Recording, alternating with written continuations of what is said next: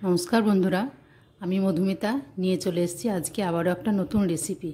এখানে আমি নিয়ে নেব 3 কাপ চাল। চিকেন বিরিয়ানি, মাটন বিরিয়ানি, আপনারা তো অনেক রকম বিরিয়ানি খান, তবে ভেজ বিরিয়ানিটা একবার বাড়িতে বানিয়ে অবশ্যই দেখবেন। 3 কাপ চাল নিয়ে আমি এটাকে ধুয়ে আধা ঘন্টার জন্য রেখে দেব। এখানে আমি সাদা তেল হাই ফ্লেমে গরম করে নিয়েছি এখানে 3টা পেঁয়াজ। পেঁয়াজটা লম্বা লম্বা করে কেটে ঠিক এইভাবে লাল করে হাই ফ্লেমে ভেজে নিতে হবে। এর থেকে আর বেশি কালো করা যাবে না। পেঁয়াজগুলো আমার হয়ে গেছে, এবার তুলে নেব। ওই তেলের মধ্যেই দিয়ে দিয়েছি আমি প্রায় 100 গ্রাম মতো পনির। পনিরটাকেও খুব হালকাভাবে ভাজবো, লাল করে ভাজার দরকার নেই। পনিরগুলো তুলে নেব। এখানে কড়াইয়ের মধ্যে সাদা তেলের মধ্যে আমি আবার দিয়ে দেব শাহজিরে, সামরিচ, তেজপাতা এবং আছে দারচিনি, লবঙ্গ, এলাচ এবং বড় এলাচ। ফোড়নগুলো ভাজা হয়ে গেলে এখানে আমি নিয়ে নিয়েছি হাফ ফুলকপি, একটা গাজর এবং কিছু বিনস। সবজিগুলোকে তেলের মধ্যে দিয়ে একটু নেড়ে নেব।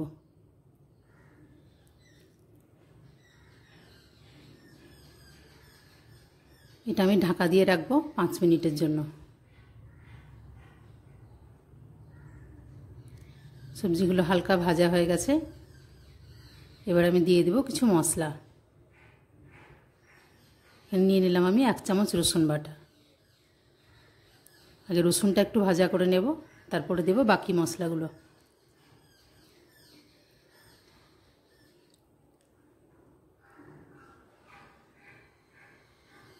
এখানে আমি নিয়ে নিয়েছি একটা টমেটো কুচি।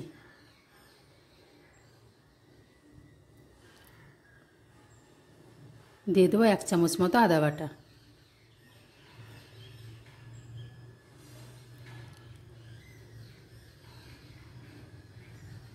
আদা বাটাটাও গ্যাসটা কমিয়ে ভালোভাবে ভেজে নিতে হবে। দিয়ে দিলাম পরিমাণ মতো হলুদ। এখানে আমি 1 চামচ মতো হলুদ দিয়েছি।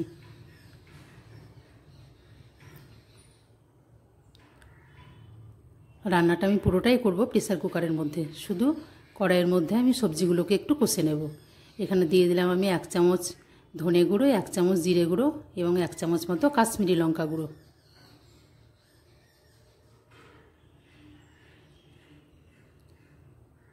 আপনারা রান্নাটা পুরোটা দেখুন, খুব সহজে এবং তাড়াতাড়ি বাড়িতে তৈরি করে নিতে পারবেন। দিয়ে দিলাম 1 চামচ মতো সবজির জন্য লবণ। সামান্য একটু জল দিয়ে এবার মশলাটা কষিয়ে নেব।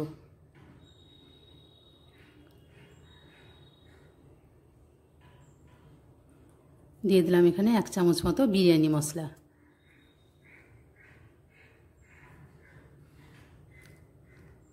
সব মশলাগুলোকে খুব অল্প আঁচে আমি কষিয়ে নেব। দিয়ে দিলাম এখানে 3 চামচ মতো টক দই। টক দইটাকে আমি একটু ফেটিয়ে নিয়েছিলাম। এই সময় আঁচটা থাকবে একদম অল্পতে।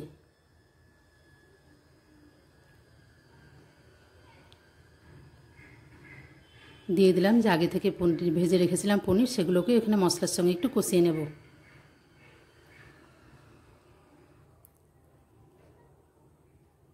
দু মিনিটের জন্য আমি এটা একটু ঢাকা দিয়েছিলাম।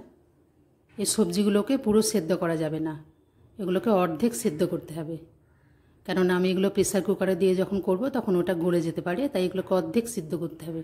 দিয়ে দিলাম খুব হাফ টিস্পুন মতো গরম মশলা গুঁড়ো। দেখুন আমার সবজি থেকে তেল বেরিয়ে এসছে, মানে সবজিটা আমার কষা হয়ে গেছে। এখানে আমি নিয়ে নিয়েছি একটা প্রেসার কুকার। প্রেসার কুকারের মধ্যে সমস্ত সবজিগুলো আমি ঢেলে দেব। সবজিগুলোকে একটু চারিদিকে সমানভাবে ঢেলে দিতে হবে। এখানে আমি দিয়ে দিলাম 1 কাপ জল। আমি 3 কাপ চালের জন্য নিয়েছি 5 কাপ জল। 1 কাপ চালের জন্য লাগবে 1.5 কাপ জল এবং সবজির জন্য লাগবে হাফ কাপ জল। এখানে আমি একটু লেয়ার দিয়ে দেব। দিয়ে দিলাম একটু ধনেপাতা কুচি।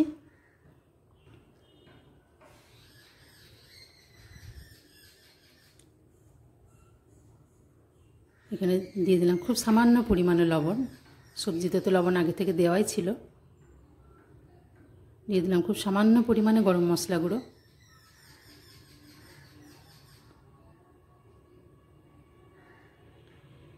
এবার দিয়ে দেব আগে থেকে ভিজিয়ে জল ঝরিয়ে রাখা চালগুলো। এগুলো আমি আধ ঘন্টার জন্য চালটা ভিজিয়ে রেখেছিলাম।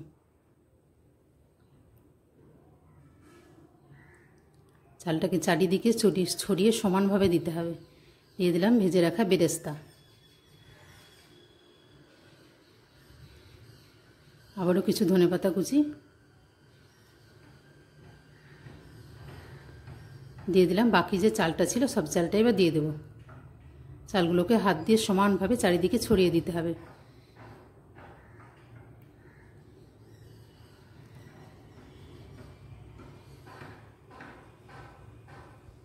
এখানে আমি নিয়ে নিয়েছি। বাকি যে ভাজা পেঁয়াজটা ছিল সবটা এখানে দিয়ে ফেলবো।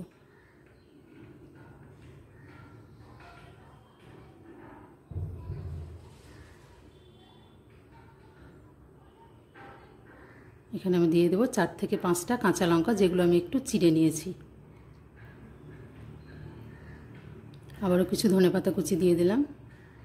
আপনারা পুদিনা পাতা পেলে পুদিনা পাতাও দিতে পারেন। এখানে আমি একটা কাপের দুধের মধ্যে, হাফ কাপ দুধের মধ্যে নিয়েছি একটু কেশর এবং খুব সামান্য পরিমাণে ফুড কালার। ফুড কালার না চাইলে আপনারা না দিতেও পারেন।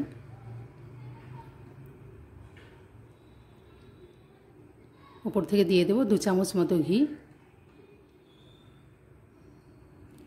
এখানে 5 কাপের বেশি জল একদমই দেবেন না। আগে আমি দিয়েছিলাম 1 কাপ জল, এখন দিয়ে দিলাম বাকি 4 কাপ জল।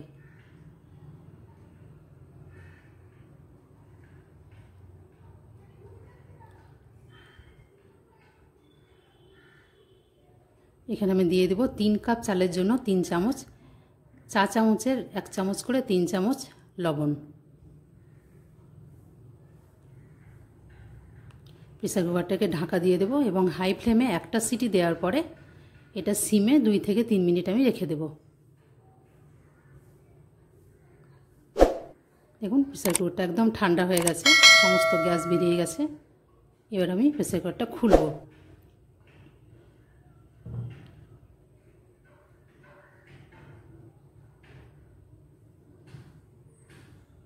দেখুন কালারটা কত সুন্দর এসছে এবং চালগুলো হচ্ছে একদম ঝরঝরে, একটাভাবে বোঝা যাচ্ছে, কোনো গলেও যায়নি আবার শক্তও নেই।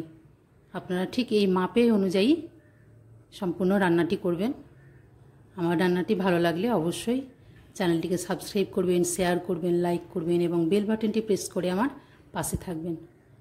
এগুলো আমি একটা প্লেটের মধ্যে সার্ভ করে দেব। দিয়ে দেবো কিছু শসা, পেঁয়াজ।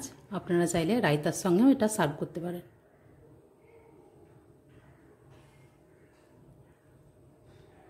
রান্নাটা কেমন হয়েছে অবশ্যই আমাকে কমেন্ট বক্সে একটা লিখে জানাবেন।